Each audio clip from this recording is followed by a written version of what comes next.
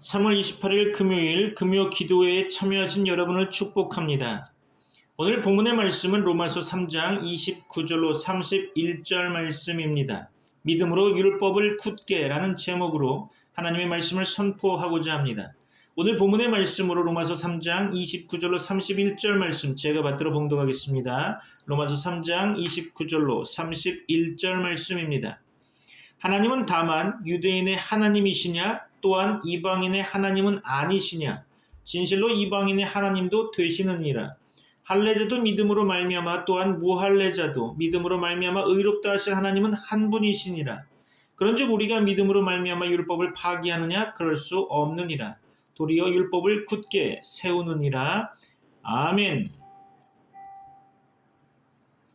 3월 5일부터 4월 17일까지 우리는 사순절로 지킵니다.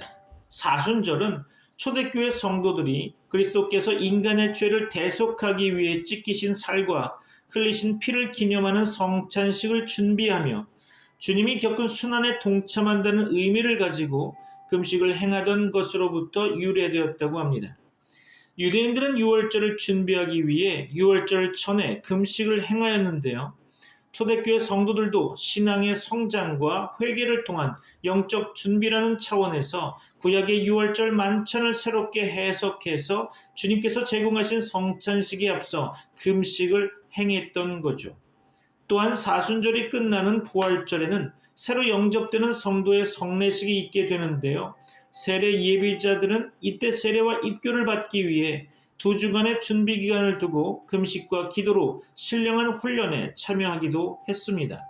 이때 부활절에 있을 세례식을 준비하는 세례 예비자들은 물론 이미 성도로 영접된 사람들 모두 금식과 기도 생활에 힘썼던 거죠. 사순절 행사로서의 금식은 수세기 동안 매우 엄격하게 지켜져 왔습니다. 사순절의 식사로는 저녁 전에 한 끼 식사만이 허용되었으며 물고기와 고기 등의 육류는 물론 우유와 달걀로 만든 음식까지도 금지되었죠. 그러나 18세기 이후로 가면서 이 규정은 많이 완화되기 시작했는데요. 14세기에는 금식기도 대신에 절식기도가 행하여졌고요. 15세기에 와서는 정오에 식사하는 것이 일반적인 종교 관습이 되었고 저녁 시간에도 간단한 식사가 허용되었죠. 그러나 사순절 기간 동안 연극과 무용, 연애소설 읽는 것과 같은 오락 행위는 여전히 금지되었으며 화려한 옷을 입는 것, 좋은 음식을 먹는 것 등 호화생활 등도 자제되었다고 합니다. 대신 자선과 예배 참석, 기도 등이 권장되었죠. 회개의 시기로 지켜졌던 중세 교회의 사상은 공동기도문 중 사순절 기도문의 주제를 회개로 삼는 가운데 계속해서 이 절기를 기념하고 있습니다. 오늘은 로마서 본문을 살피기 전에 우리의 삶에 로마서의 말씀이 어떻게 적용되어야 하는가에 대해서 잠시 생각해 보고자 합니다. 로마서는 우리가 우리 자신을 구원하기 위해 할 수 있는 일이 아무것도 없다는 것을 분명히 밝히고 있습니다. 우리가 행한 모든 선한 행위는 하나님 앞에서 더러운 옷과 같다고 성경은 말씀하고 있죠.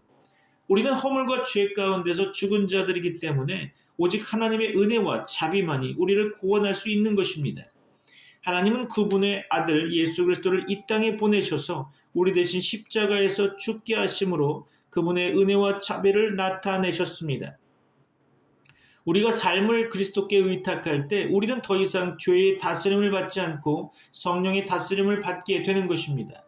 예수님을 주로 고백하고 그분이 죽은 자 가운데서 살아나신 것을 믿는다면 우리는 구원받고 거듭나게 되는 거죠. 우리는 우리의 삶을 산 제사로 주께 바칠 필요가 있습니다. 우리를 구원하신 하나님을 예배하는 것이 우리의 가장 큰 소망이어야 할 것입니다. 아마도 로마서에 대한 최고의 적용은 로마서 1장 16절을 적용하는 거겠죠. 즉 복음을 부끄러워하지 않는 것입니다. 우리는 복음을 선포하는 데 있어서 모두 다 신실해야 할 것입니다. 여러분을 축복합니다. 오늘 본문의 말씀을 통해 하나님의 말씀을 묵상해 보고자 합니다. 하나님의 성령의 역사하심으로 말미암아 이 시간 말씀을 깨닫는 시간이 되시기를 주 예수 그리스도의 이름으로 축원합니다. 오늘 본문의 말씀은 로마서 3장 29절로 31절 말씀이죠. 먼저 본문 로마서 3장 29절 다시 한번 보겠습니다. 하나님은 다만 유대인의 하나님이시냐 또한 이방인의 하나님은 아니시냐? 진실로 이방인의 하나님도 되시느니라. 아멘. 그렇죠. 하나님은 다만 유대인의 하나님이시냐? 여기서 바울은 하나님을 유대인에게만 국한시킨 종족의 수호신 개념을 공격하면서 범우주적 창조주, 섭리하시는 주, 구속주로서의 하나님을 역설하고 있습니다. 유대인은 하나님을 근동지방의 다른 나라들과 같이 자기들만의 수호신으로 만들어버렸죠. 그들은 자신들이 제사장 나라로서 열국의 구속을 위해 살아야 할 의무를 무시했던 것입니다. 더 나아가 그들은 율법의 준행과 할례 제도의 시행이 그러한 자신들의 신앙이 옳은 것임을 나타낸다고 확신했던 거죠. 바울은 이처럼 유대인의 잘못된 신앙관을 비판함으로써 유대인들이 섬겼던 하나님을 이방인들이 믿는 것은 아무 문제가 되지 않음을 밝히고 있죠. 그리고 바울은 로마서 4장 1절로 25절 말씀 가운데 유대인의 자랑거리인 아브라함이 모든 믿는 자의 조상이 된다는 자신의 주장을 미리 정당화시킬 준비를 하고 있는 듯 보입니다. 하나님은 다만 유대인의 하나님이시냐? 또한 이방인의 하나님은 아니시냐? 진실로 이방인의 하나님도 되시느니라. 그렇죠? 진실로 이방인의 하나님도 되시느니라. 당시 유대인들이 이방인을 무시했던 것을 고려한다면 바울이 말한 이방인의 하나님은 매우 충격적인 발언이었을 것입니다. 특히 하나님의 이름조차도 감히 부르지 않았던 유대인들에게 하나님을 이방 민족의 하나님이라고 부르는 것은 신성모독과 같이 무거운 범죄에 해당하는 것이었죠. 그럼에도 불구하고 바울은 오히려 유대인의 교만을 책망하고 있습니다. 왜냐하면 하나님께서 이방인의 하나님 되심이 바울 자신의 개인적 소견이 아니라 이미 구약의 선지자들에 의해 예언된 것이기 때문이죠. 구약에서는 이방인들을 고임이라고 불렀는데요. 이는 노동자들과 같은 집단 또는 무리를 뜻하는 말에서 유래된 것입니다. 이것은 혈연관계의 결속보다는 정치적이고 사회적인 관계를 뜻하는 말로 쓰여졌죠. 족장 시대에는 이방인에 대한 배타적인 태도를 발견할 수 없으나 시내산 계약 이후에 두드러지게 나타난 성별의식과 하나님의 유일한 백성이라는 민족의식에 의해 배타의식은 더욱더 강화되었던 것으로 보여집니다. 특히 헬라 시대에 들어와서 이방인에 대한 유대인들의 태도는 더욱 배타적이어서 이방인이라는 말 자체가 경멸적인 뜻으로 사용되곤 했습니다. 그러나 하나님의 나라와 관련된 예언서에서 이방인들은 하나님을 찾으며 참 이스라엘의 영광을 높이는 자로서 묘사되었죠. 그들의 구원은 메시아가 오셔서 참된 빛이 되시고 세상을 구원하실 때 이루어질 것이며 그때 그들은 하나님을 예배할 것이라고 성경은 기록하고 있습니다. 특별히 참고로 말라기 1장 11절 볼까요? 말라기 1장 11절입니다. 만군의 여호와가 이르노라.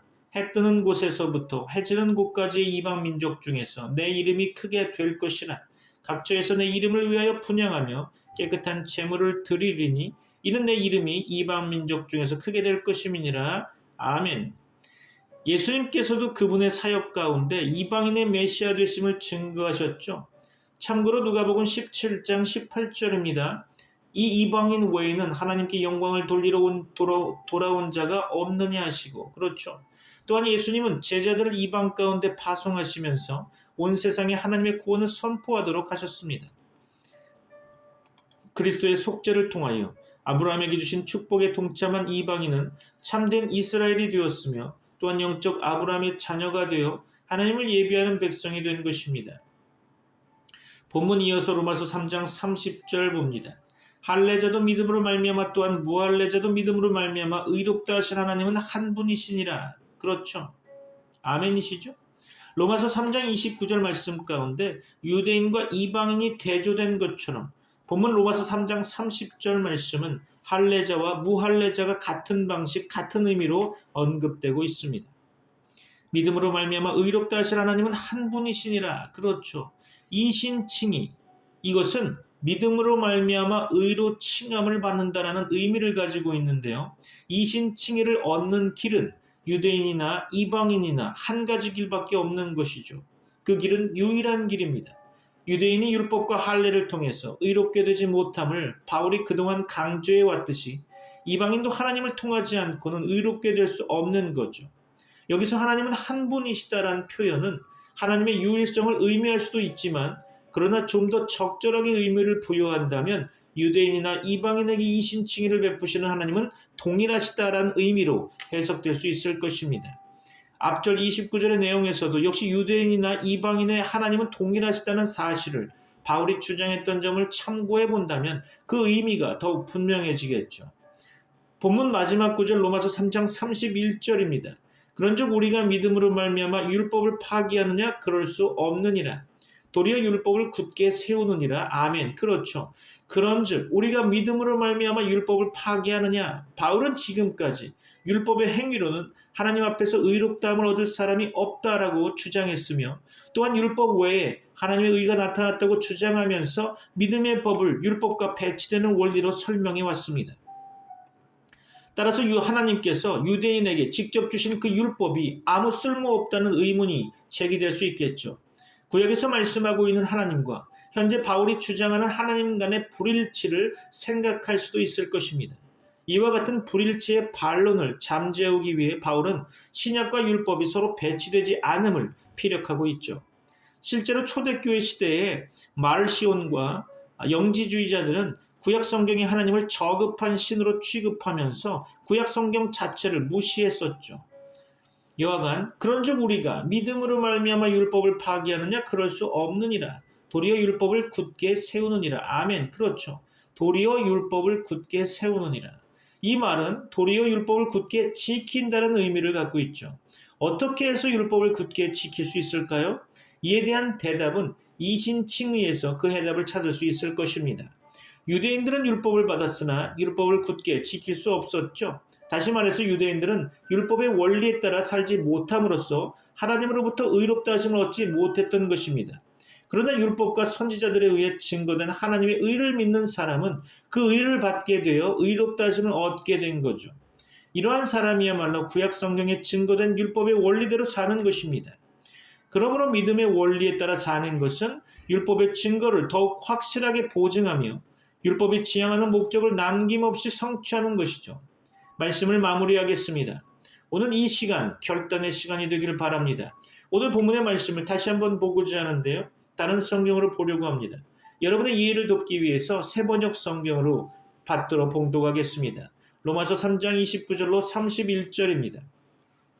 하나님은 유대 사람만의 하나님이십니까? 이방 사람이 하나님도 되시지 않습니까? 그렇습니다. 이방 사람이 하나님도 되십니다. 참으로 하나님은 오직 한 분뿐이십니다. 그러므로 하나님께서는 할례를 받은 사람도 믿음을 보시고 의롭다고 하시고 할례를 받지 않은 사람도 믿음을 보시고 의롭다고 하십니다. 그러면 믿음으로 말미암아 우리가 율법을 폐합니까? 그럴 수 없습니다. 도리어 율법을 굳게 세웁니다. 아멘. 그렇죠. 하나님께서는 온 세상의 유일하신 하나님이십니다. 믿습니까? 그분은 유대인들의 하나님이실 뿐만 아니라 또한 이방인들의 하나님이 되십니다. 믿습니까? 그러므로 예수 그리스도를 믿음으로 말미암아 의롭다 하심을 얻는 구원의 진리는 할례받은 유대인들이나 할례받지 않은 이방인들에게나 똑같이 적용되는 거죠. 이 구원 진리는 어느 시대나 어느 민족에게나 동일합니다. 그것은 오늘날에도 효력이 있는 진리일 것입니다. 오늘날도 죄인들은 오직 하나님의 은혜 가운데 예수 그리스도의 속죄를 믿음으로 의롭다 하심의 구원을 얻게 되는 것입니다. 그러나 그렇다고 해서 신약의 복음이 구약의 율법을 폐지시키는 것은 아니겠죠. 구약과 신약은 서로 충돌하지 않습니다. 율법과 복음은 서로 모순되지 않는 거죠. 구약과 신약은 그림자요, 실체요, 예언과 성취인 것입니다. 율법은 사람으로 하여금 죄를 깨닫게 하여 복음으로 이끄는 인도자 역할을 합니다. 사실 복음에 제시된 그리스도의 십자가 속죄의 죽음은 율법의 저주를 받으신 죽음이었고 율법의 의를 이루신 것이었습니다. 그러므로 믿음으로 의롭다 하심을 얻는 것은 율법을 폐지하는 것이 아니고 오히려 율법을 굳게 세우는 거죠. 다시 정리하면 사람은 율법을 행함으로써가 아니라 예수 그리스도를 믿음으로 의롭다 하심을 얻는 것입니다. 죄사함과 의롭다 하심의 구원은 전적으로 하나님의 은혜이며 예수 그리스도의 대속 사역에 근거하는 것입니다. 예수 그리스도께서 이루신 하나님의 의는 예수 그리스도를 믿는 모든 자들에게 주어지는 것이죠. 이것이 죄인이 믿음으로 의롭다 하심을 얻는 구원인 것입니다. 여러분을 축복합니다. 기도하겠습니다. 지금은 우리 주 예수 그리스도의 은혜와 하나님의 사랑과 성령님의 교통하심이 트리니티 미라클교회 모든 권속들과 세계 교회 위에 이제부터 영원까지 함께 있을지어다. 아멘. In the quiet of the morning, as the sun begins to rise, we lift our hearts to heaven and sing praises to the skies. Holy, holy, holy is our God, mighty King, Lord of all. With every breath we worship you, in your presence we stand tall. Through the trials and the valleys, in the midst of darkest night, your light guides and sustains us, your love our beacon ever bright. Holy, holy, holy is our God, mighty King, Lord of all. With every breath we worship you, in your presence we stand tall. Oh, your grace abounds unending, your mercy ever true. In awe we bow before you, our hearts belong to you. Holy, holy, holy is our God, mighty King, Lord of all. With every breath we worship you, in your presence we stand tall. Forever we will praise you, our Savior and our friend.